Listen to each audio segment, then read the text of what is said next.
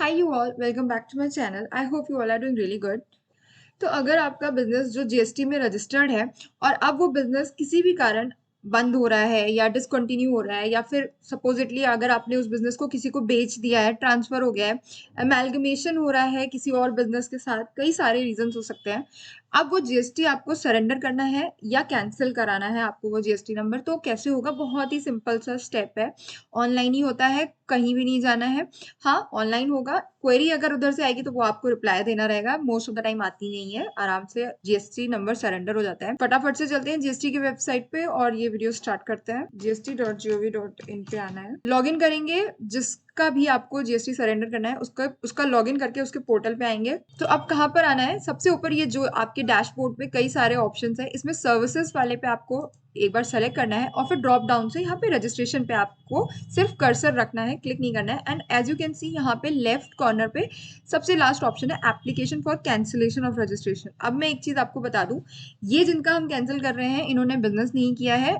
Business अब discontinue हो रहा है, वो बंद कर रहे हैं। इनकी बेसिकली दो ब्रांचेस है, तो यहाँ वाला वो बंद कर रहा है। तो अब क्वेश्चन आता है कि ये कैंसिलेशन पे ये मुझे क्लिक क्यों नहीं करने दे रहा है? उसका रीजन ये है, तो इस जीएसटी में बेसिकली कुछ काम ही नहीं हुआ। And as you can see कुछ काम नहीं हुआ है, तो बैंक स्टेटमेंट जो हमें अपलोड करना रहता है सबसे पहले, द फर्स्ट टाइम जब हम लॉग इन करते हैं, जो मेरे चैनल पे हैं भी वीडियोस, कि जब आप पहली बार लॉग इन क्रेडेंशियल्स बनाते हैं आपको सबसे पहले अपडेट करना होता है बैंक अकाउंट। वो इसमें नहीं हुआ है, इसलिए यू कैन सी ये मुझे क्लिक नहीं करने दे रहा है। इसलिए हमको सबसे पहले क्या करना पड़ेगा? बैंक अकाउंट फिल करना पड़ेगा। कैसे बैंक डिटेल्स फिल करेंगे आप देख लो एक बार। यहाँ पे रजिस्ट्रेशन में आके amendments of registration non core fields में आके यहाँ पे ये जो ऑप्शन दिख रहा है आपको बैंक स्टेटमेंट, इस पे क्लिक करेंगे। ये जो आपको ऑप्शन यहाँ पे दिख रहा है बैंक अकाउंट, इस पे क्लिक करेंगे, थर्ड लास्ट ऑप्शन।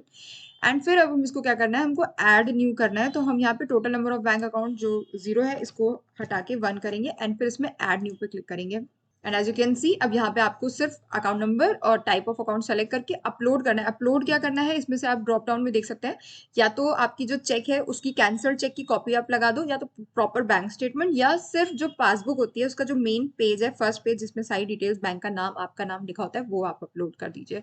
एंड ये आप पीडीएफ या जेपीजी दोनों फॉर्मेट में कर सकते हैं। 1 MB से ज्यादा नहीं होना चाहिए। And that's it. अब चलते हैं हम जीएसटी सरेंडर करने के प्रोसेस में। सो हमने एक जो रिक्वायरमेंट थी बैंक डिटेल अपडेट की वो कर दी है। अब चलते हैं सरेंडर करने के लिए।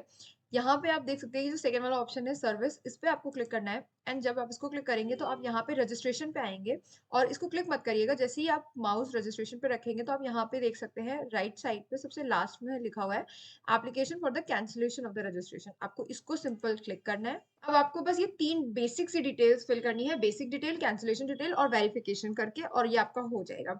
अभी यहाँ पर तो आपकी बेसिक डिटेल्स हैं जो आपने फीड किया हुआ है, जैसे आपका जीएसटीआईएन, आपका नेम जो लीगल नेम है, ट्रेड नेम है, उसके अलावा एड्रेस। तो ये आपको कुछ भी डालना नहीं है। स्क्रॉल करके नीचे जब देखेंगे आके तो यहाँ पे वो ये कह रहा है एड्रेस सेम एज अबव। तो अगर आपका फ्यूचर कॉरेस्पॉन्डेंस का एड्रेस सेम है तो उसको क्लिक कर दीजिए। और मैं यहाँ सजेस्ट करूंगी, क्योंकि हम ये कैंसिलेशन कर रहे हैं, आप इसमें अपना दिमाग बिल्कुल मत लगाइए, इसको आप क्लिक करिए और सेव एंड कंटिन्यू करके आगे बढ़ जाइए। Next is cancellation detail. वो यहाँ पे हमसे रीजन पूछ रहा है। अब रीजन के लिए ड्रॉप डाउन से आपको सिर्फ जो ऑप्शन है वो ही सेलेक्ट करने होंगे। मान लीजिए इनमें से आपका कोई ऑप्शन नहीं है, अदर्स है, तो आप अदर्स सेलेक्ट करेंगे तो आपको यहाँ पे लिखना रहेगा अदर्स क्या है।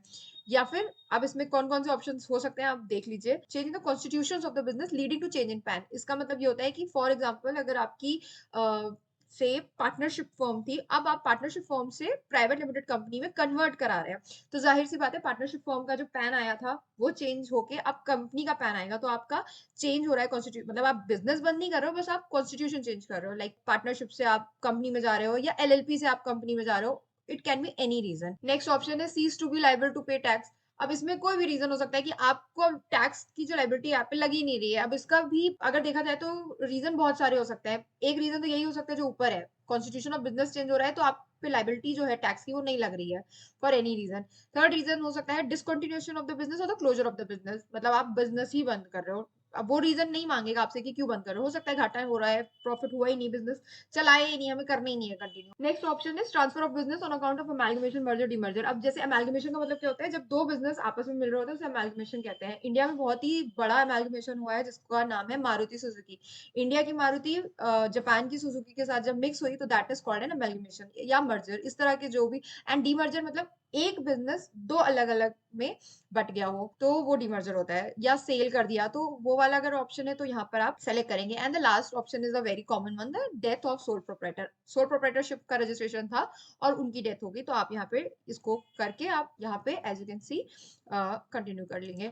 मेरे वाले केस में रीजन है डिसकंटिन्यूएशन ऑफ द बिजनेस, तो मैं इसको सेलेक्ट करूंगी। और फिर वो पूछ रहा है date from which the registration is to be cancelled. अब यहाँ पे date of registration to be cancelled, ये जो कैंसिलेशन होता है विद इन 30 डेज ही करना होता है, इसलिए आप देख सकते हैं जब कैलेंडर पे क्लिक करोगे तो ये आज फॉर से 27 फेब है, तो ये मुझे 29 जैन के पहले की डेट सेलेक्ट ही नहीं करने दे रहा है। तो you have to make sure that it has to be filed within 30 days of cancellation. And since you can see यहाँ पे कुछ भी डिटेल नहीं आ रही है, 0 0 आ रहा है, इसका रीजन ये है कि ये वाला बिजनेस स्टार्ट ही नहीं हुआ कभी, तो कोई फाइलिंग भी नहीं हुई, कुछ भी नहीं हुई। इनकेस आपने थोड़ा बहुत भी वर्क किया, टैक्स पे किया है या कुछ भी किया है, तो फिर यहाँ पे 0 0 नहीं आता, क्योंकि ये वाली जो डिटेल्स है वो बस ये दिखा रहा है कि details of the tax paid, आज तक आपने जो भी टैक्स पे किया है थ्रू इलेक्ट्रॉनिक कैश लेजर या क्रेडिट लेजर, उसका अमाउंट यहाँ पे दिखता है। लेकिन यहाँ पे मेरे केस में 0 दिख रहा है क्योंकि इन्होंने कभी बिजनेस स्टार्ट ही नहीं किया।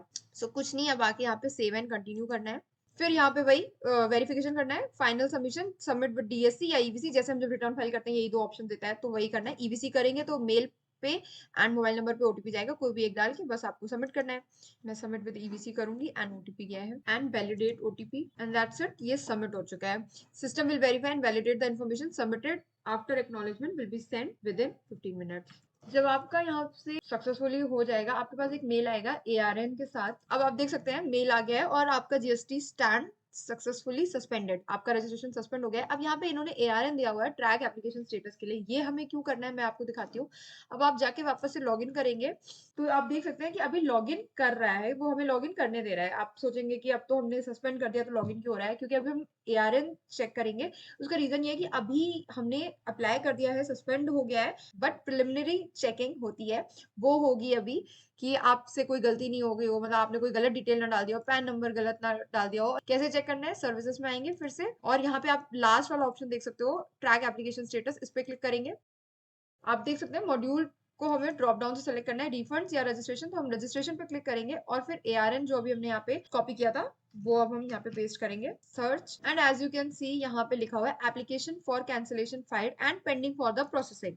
इसका मतलब ये अभी फाइनली कंप्लीट नहीं हुआ है, जब हो जाएगा।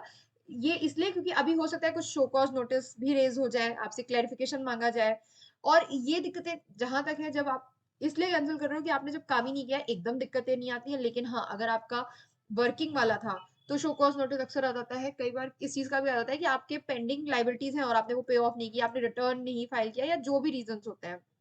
आप देख सकते हैं यहाँ पे stage 1, stage 2, stage 3 and stage 4। अभी ऑर्डर, फाइनल ऑर्डर अप्रूवल का या रिजेक्शन का, यानी कि इन्होंने हमारा जो ये हमने अप्लाई किया है कैंसिलेशन के लिए, अभी अप्रूव या रिजेक्ट किया नहीं है, अभी ये 4th स्टेज पे होगा। अभी क्या है, अभी ये हमारा सिर्फ पेंडिंग है फॉर प्रोसेसिंग। इसी एआरएन से आप ट्रैक करेंगे और बार बार आप यहाँ पे आके जब ट्रैक करेंगे, जब फाइनली अप्रूव्ड हो जाएगा तब आपका ये स्टेटस फाइनली कैंसिल माना जाएगा। इनकेस अगर कोई शो कॉज नोटिस आता है या फिर आप मान लो यहाँ पे स्टेज 3 पे आपका अटक गया, तो आप उसको कैसे सॉर्ट करेंगे, उसका भी अगर आपको वीडियो चाहिए, do let me know in the comment box, I would love to make the one for you. And as you can see यहाँ पर मेरा ऑर्डर इशू हो गया, अप्रूव हो गया, जैसा मैंने बताया था कि ये वाले में कोई as such show cause notice नहीं आता है, एंड द सेम डे ही अप्रूव्ड हो गया है। मतलब मैंने अभी सुबह अप्लाई किया था एंड अब 1:30 बज रहे हैं एंड अभी ये अप्रूव हो गया है। So that's it for this video.